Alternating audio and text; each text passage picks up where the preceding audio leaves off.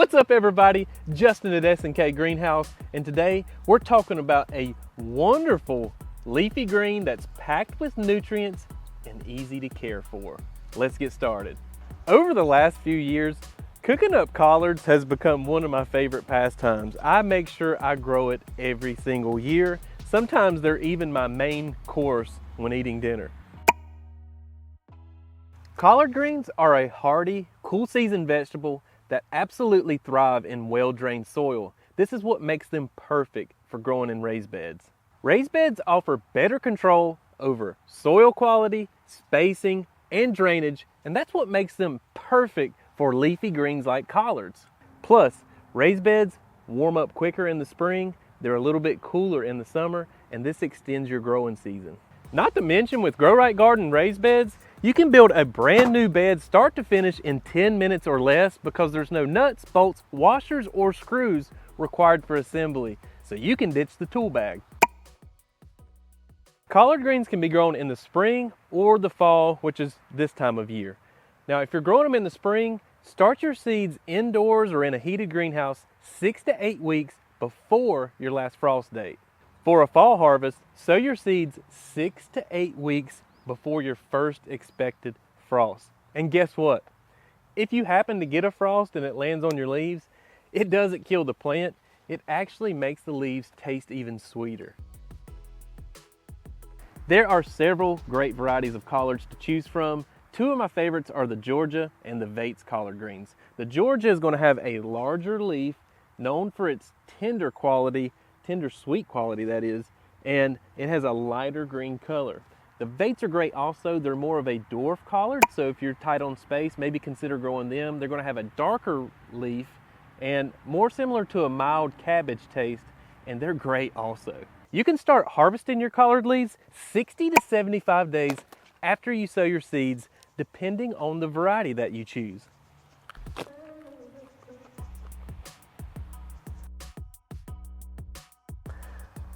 Let's talk about getting your raised bed ready.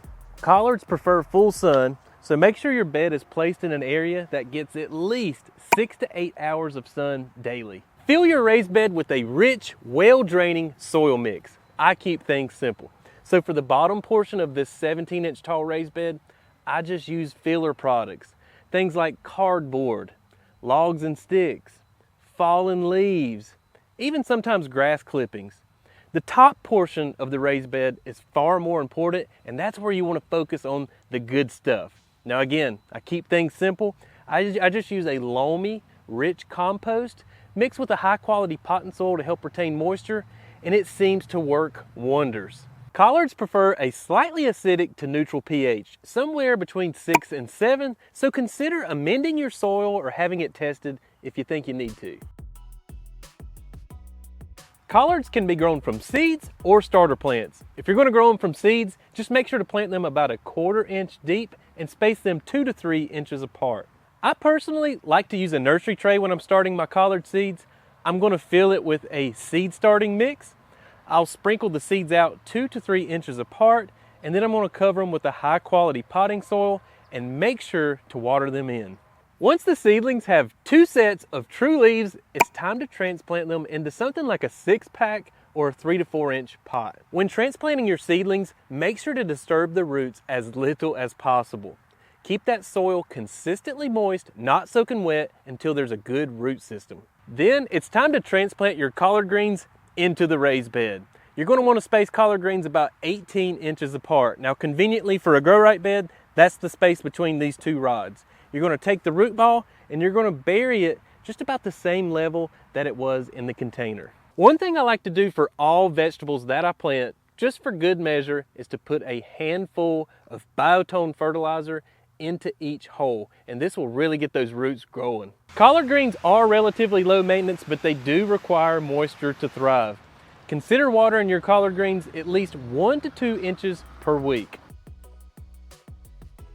Mulching around the base of your plants is going to be very important. You can see in this bed I've got some cabbage growing, and I've used a straw mulch. This is from Healthy Straw. It's a weed-free mulch. I really like it because it breaks down pretty fast, so you don't have to rake it back out of your beds at the end of the season, and it's going to break down into a carbon material. But if you don't have that, there's a couple other great mulches. You can use like a shredded hardwood mulch, or you could use a pine bark mulch. And this is pine bark mini nuggets, and it works great.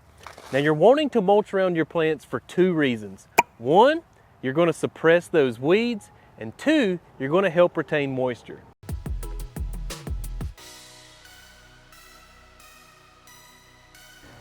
Now I'm actually not going to rake this pine bark out at the end of the season. I'm going to leave it in there and just kind of continue to mix it into the raised bed, because pine bark is really great for providing drainage, and guess what else it does? It attracts earthworms, which is going to provide natural aeration for your plants. So this stuff's great. Fertilizing your collard plants every 3 to 4 weeks is going to be very beneficial, especially when the plants are young and pushing out new leaves. I got a couple products I love from Espoma. These are organic fertilizers. We have Garden Tone and Plant Tone. And not to bore you with the ingredients, but I want to read some of them to you. In this Plant Tone, we have feather meal, poultry manure, bone meal, alfalfa meal, green sand, sulfate of potash, and sulfate of potash magnesia. This is a well-balanced fertilizer that your collards are going to love. Unfortunately, like with growing any leafy green, there are pests you got to contend with when it comes to collards. Aphids are one of them. Cabbage worms are the more common one, and the one that plagues me the most. So come on in. I actually have a cabbage worm to show you. Check him out crawling along through there. Now he's going to be literally eating the leaves. That's what's leaving these holes. Now if you get a bad infestation, check this out. This is what can happen. Just completely shredded these leaves. I'm going to be cutting those out and letting the leaves regrow. Now there's a couple ways to contend with them.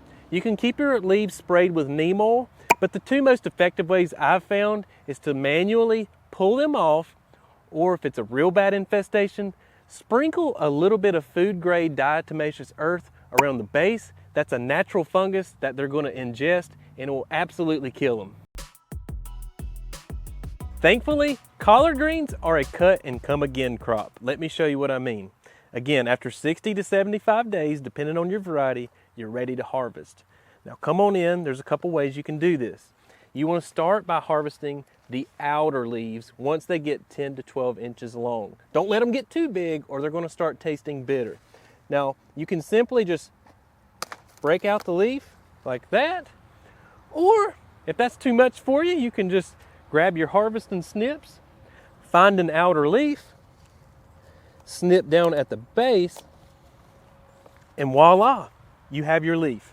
After you harvest your collard leaves, you can put them in the fridge and they'll last up to about a week, or you can blanch and freeze them for later use. In the kitchen, collard leaves are incredibly versatile. You can boil them, you can steam them, saute them, you can throw them in soups, stews, or you can even use them as a tortilla wrap. Well, there you go, folks. There's everything you need to know about growing collard greens in raised beds. If I left anything out, just let me know down in the comment section and I will address it. For all the items used in this video, links will be down in the description. And until next time, become a plant person.